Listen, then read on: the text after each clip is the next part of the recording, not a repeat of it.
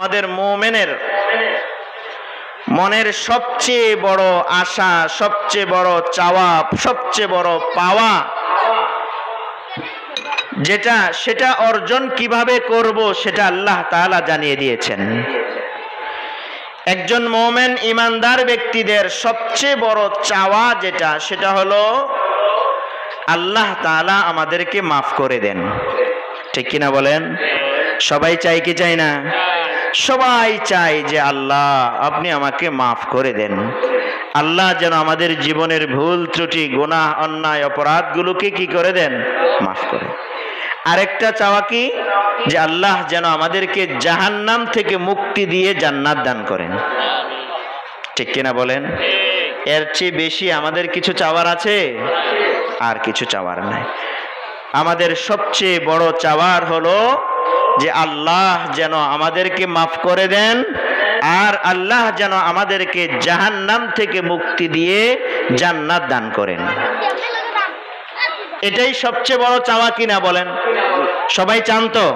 কে কে চান? দু হাত আল্লাহকে উঠে দেখেন। আল্লাহ, আমরা যারা হাত তুললাম মালিক, আমাদের সকলের একটা চাওয়া যে আপনি আমাদের জীবনের গুনাহগুলোকে মাফ করে দেন। আয় আল্লাহ, আপনি আমাদেরকে জাহান্নাম থেকে মুক্তি দিয়ে জান্নাতের মালিক বানিয়ে দেন। হাত নামান। আল্লাহ তাআলা এই আয়াতগুলোর মধ্যে এই কথাই জানিয়েছেন যে তোমরা প্রতিযোগিতা করো, দৌড় দেও। কোন দিকে? আল্লাহ তাআলার মাগফিরাত, ক্ষমার দিকে, এবং আল্লাহ তাআলার ওই জান্নাতের দিকে যেই জান্নাত আল্লাহ তাআলা আসমান এবং জমিনের চাইতে প্রশস্ত করে বানিয়ে রেখেছেন। আর সেটা বানিয়েছেন কার জন্য? আল্লাহ বলেন উইদ্দাত লিল মুত্তাকিন। মুত্তাকিদের জন্য আল্লাহ তাআলা জান্নাত বানিয়ে রেখেছেন। কার জন্য বলেন? মুত্তাকিদের জন্য। এখন মুত্তাকি কারা?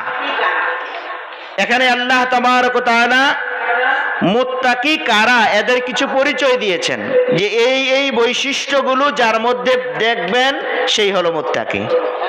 যার মধ্যে এই বৈশিষ্ট্যগুলো থাকবে সে কি হবে? মুত্তাকি হবে। আর যে মুত্তাকি হবে তার জন্যই আল্লাহ তাআলা জান্নাত বানিয়ে রেখেছেন, তৈরি করে রেখে দিয়েছেন। এখন মুত্তাকি হওয়ার জন্য কোন কোন গুণ, কোন কোন বৈশিষ্ট্য দরকার, এটা আমাদের জানা দরকার আছে না নাই? জানতে রাজি তো সবাই? জানি, যদি জানতেই যদি না পারলাম তো ওই গুণ অর্জন করব কিভাবে? ওই গুণ অর্জন করার জন্য তো আমার আগে ওই গুণ সম্পর্কে জানা দরকার। ঠিক কিনা বলেন? কোন গুণ অর্জন করলে আমি মুত্তাকি হতে পারবো, ওইটা যদি আমি না জানি তাইলে কি আমি মুত্তাকি হতে পারবো? তাইলে আমাদের এক নাম্বার আজকের বিষয় হলো কোন কোন গুণ থাকলে সে মুত্তাকি হয়, এই গুণগুলো সম্পর্কে জানবো। আর আজকে থেকে পাকা পোক্তা নিয়ত করব, অবশ্যই অবশ্যই এই গুণগুলো আমি অর্জন করে আল্লাহ যেন আমাকে প্রকৃত মুত্তাকি হিসেবে কবুল করে কবরে যাওয়ার তৌফিক দান করে। আমিন। পারবো তো ইনশাআল্লাহ? তাইলে এখন আমরা শুনবো মুত্তাকি হওয়ার গুণ কি। আল্লাহ তাআলা বলেন আল্লাযীনা ইউনফিকুনা ফিস সাররাই ওয়াদ-দাররা। মুত্তাকিদের গুণ বলতেছে। কার গুণ? মনে থাকবে তো? কার গুণ বলেন? মুত্তাকিদের গুণ। এক নাম্বার গুণ, অভাব অনটন, বিপদ, অভাব যখন আসে, বিপদ যখন আসে, দারিদ্রতা যখন থাকে এই সময়, এবং যখন সচ্ছলতা থাকে ওই সময়, মানুষের, প্রতিটা মানুষেরই সব সময় সচ্ছলতা থাকে না, আবার সব সময় দারিদ্রতাও থাকে না। ঠিক কিনা বলেন? দারিদ্রতাও সব সময় থাকে না, আবার ধনাঢ্যতাও সব সময় থাকে না। টাকা পয়সার মালিক এক সময় হয়, আবার আরেক সময় সে দরিদ্র হয়ে যায়। আবার একেবারেই হতদরিদ্র ছিল, আবার একটা সময় সে অর্থ সম্পদের মালিক হয়। এরকম নজির আছে না নাই? সব সময় মানুষ এক অবস্থায় থাকে না। এজন্য আল্লাহ তাআলা বলেন, সচ্ছল এবং অসচ্ছল উভয় অবস্থাতেই যারা আল্লাহর রাস্তায় দান করে তারাই হলো মুত্তাকি। সুবহানাল্লাহ বলবেন না? সচ্ছল এবং অসচ্ছল উভয় অবস্থাতেই আল্লাহর রাস্তায় দান করে। সচ্ছল যখন ছিল তখন বেশি পরিমাণে দান করে, তার সাধ্য অনুযায়ী দান করবে। আবার যখন মানুষটা দরিদ্র হয়ে যায়, গরিব হয়ে যায়, তো ওই সময় যেই পরিমাণ থাকে ওই পরিমাণ থেকেও আল্লাহর রাস্তায় দান করে।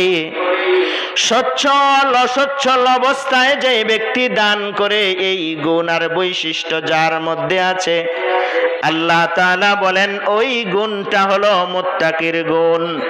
যে সচ্ছল অবস্থায়ও আল্লাহর রাস্তায় দান করে, অসচ্ছল অবস্থায়ও আল্লাহর রাস্তায় দান করে, এই বৈশিষ্ট্যটা যার মধ্যে আছে সে হলো মুত্তাকি। আর আমি আল্লাহ উইদ্দাত লিল মুত্তাকিন, মুত্তাকিদের জন্যই আমি জান্নাত তৈরি করে রেখে দিয়েছি। কত নাম্বার বৈশিষ্ট্য হলো? সবাই বুঝতেছেন? কয় নাম্বার?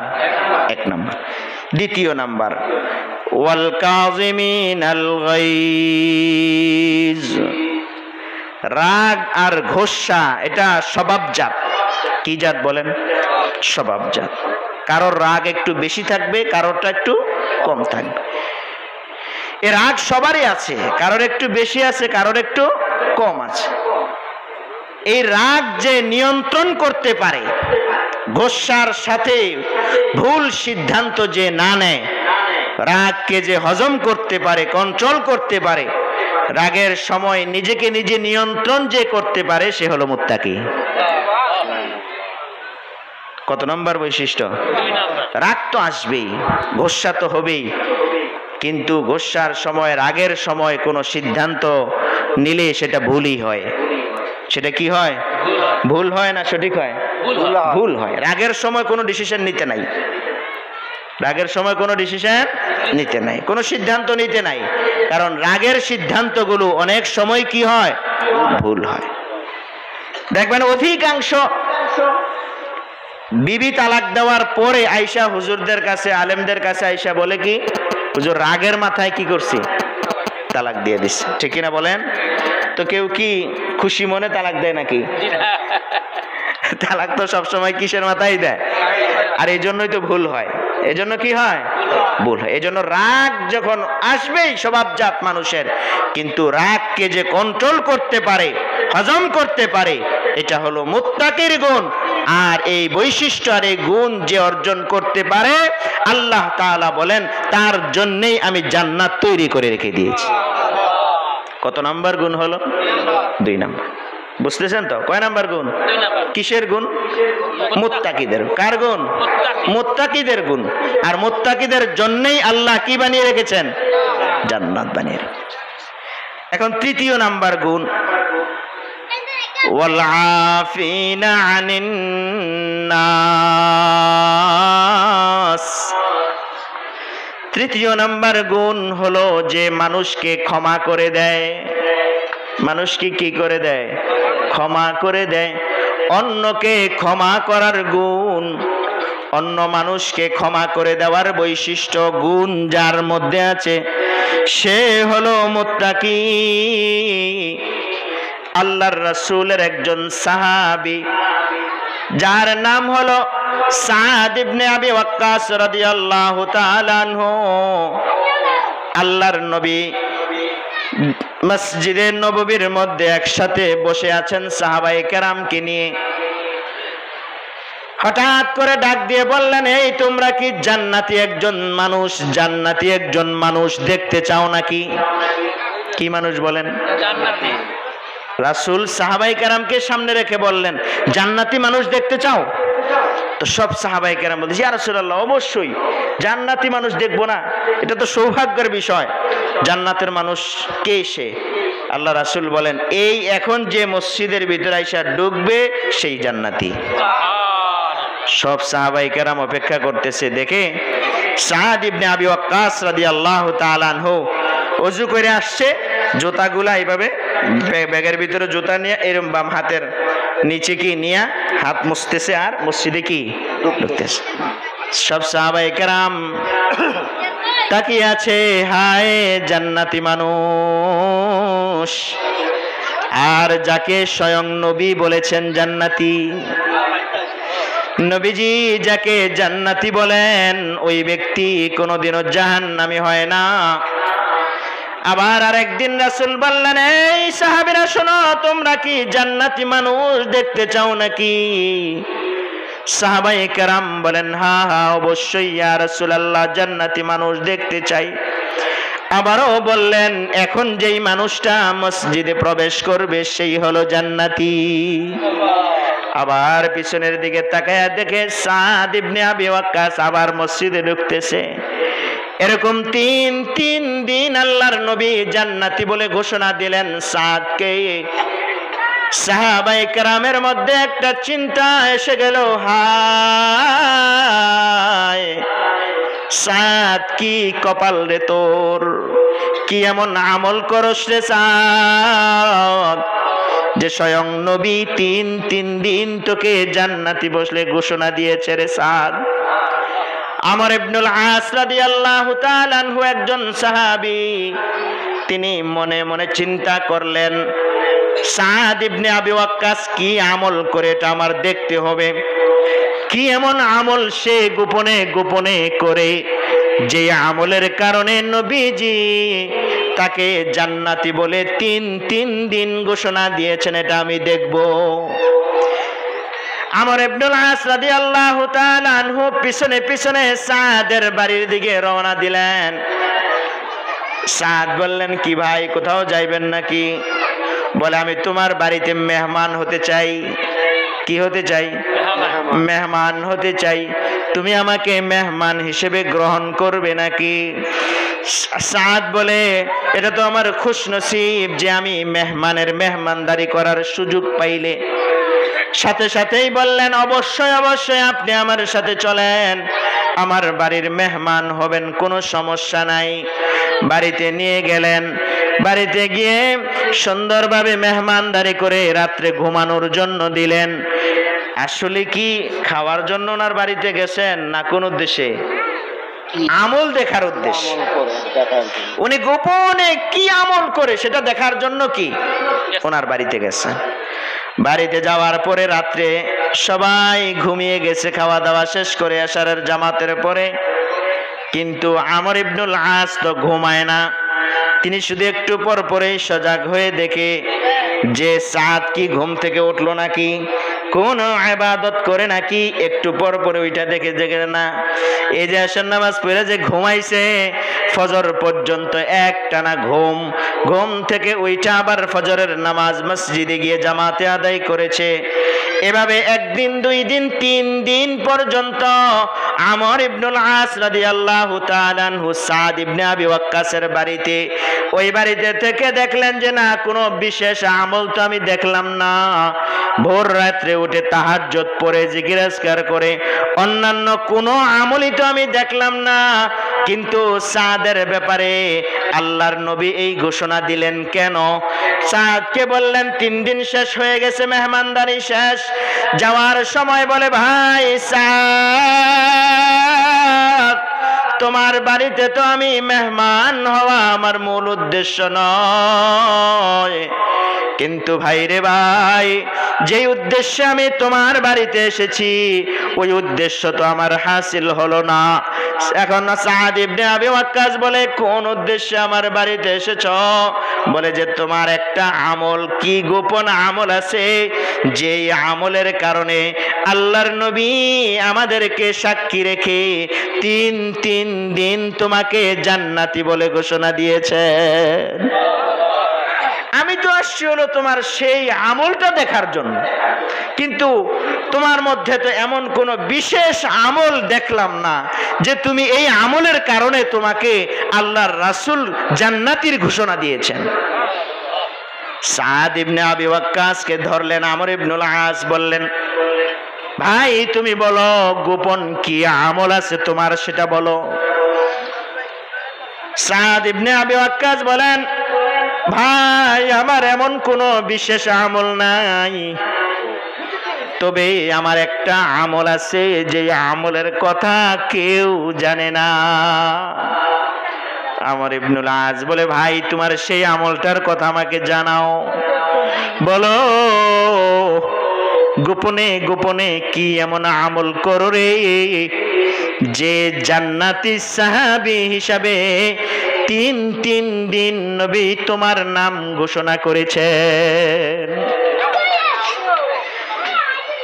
তিনি বলেন, আমি যখন রাত্রেবেলা ঘুমানোর জন্য আমার বিছানায় যাই, আমি একটা কাজ করি, সেই কাজটা হলো আমার ব্যক্তিগত গুনাহের জন্য আমি আল্লাহর কাছে ক্ষমা চাই, এবং আজকে সারা দিনে আমার সাথে যত মানুষ যত অপরাধ করে সমস্ত মানুষকে দিল থেকে ক্ষমা করে দিয়ে আমি ঘুমাই।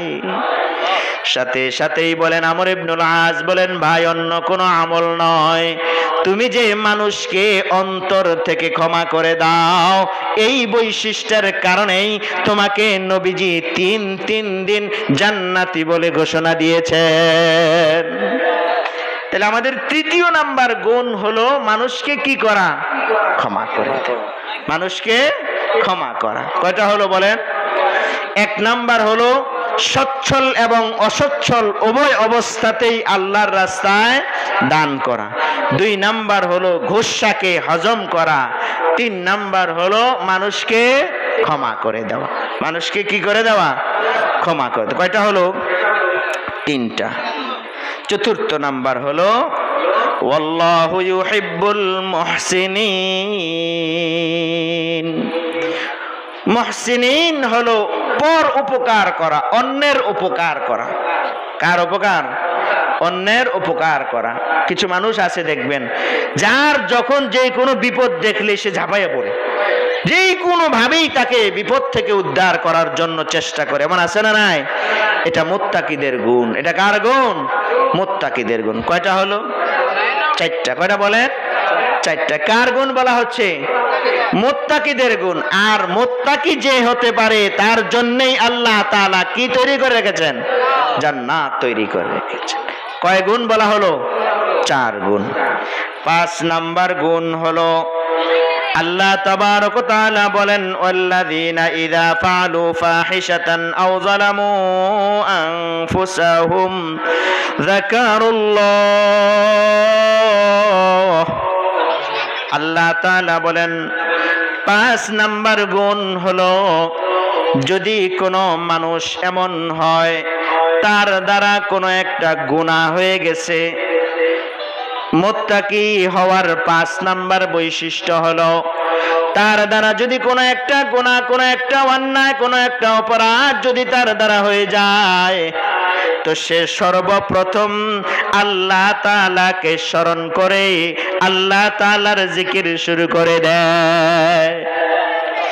ভুল তো গুনাহ তো মানুষের হবেই, গুনাহ মানুষের হবেই। শয়তান ধোঁকা দিয়ে মানুষকে গুনাহ করায়, ঠিক কিনা বলেন? শয়তান মানুষকে ধোঁকা দিয়ে গুনাহ করায়। যখন গুনাহ হয়ে যায় তো সাথে সাথেই সে স্মরণ করে কাকে? আল্লাহকে।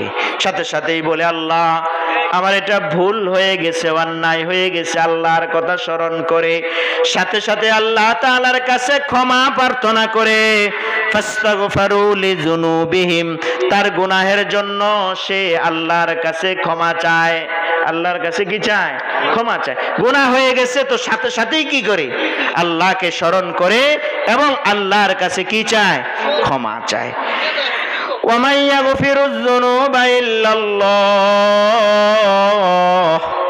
আর আল্লাহ ছাড়া তোমাকে ক্ষমা করার আর কে আছে? আল্লাহ ছাড়া ক্ষমা করার কেউ আছে নাকি? আল্লাহ ছাড়া ক্ষমা করার কেউ নাই। এই জন্য অন্যায় হবে, অপরাধ হবে, গুনাহ হবে, যখনই অন্যায় আর অপরাধ হয়ে যাবে, গুনাহ হয়ে যাবে, সাথে সাথেই আল্লাহর কথা স্মরণ করে আর সাথে সাথেই আল্লাহ তাআলার কাছে মাপ চায়, ক্ষমা চায়, এই বৈশিষ্ট্য যার মধ্যে থাকে সে হলো মুত্তাকি। আর মুত্তাকি যে হয় তার জন্যই আল্লাহ তাআলা জান্নাত তৈরি করে রেখে দিয়েছে। 6 নাম্বার হলো যে কোন মানুষ কোন গুনাহের উপরে স্থির থাকে না। গুনাহের উপরে কি থাকে না? স্থির থাকে না। কয় নাম্বার হলো?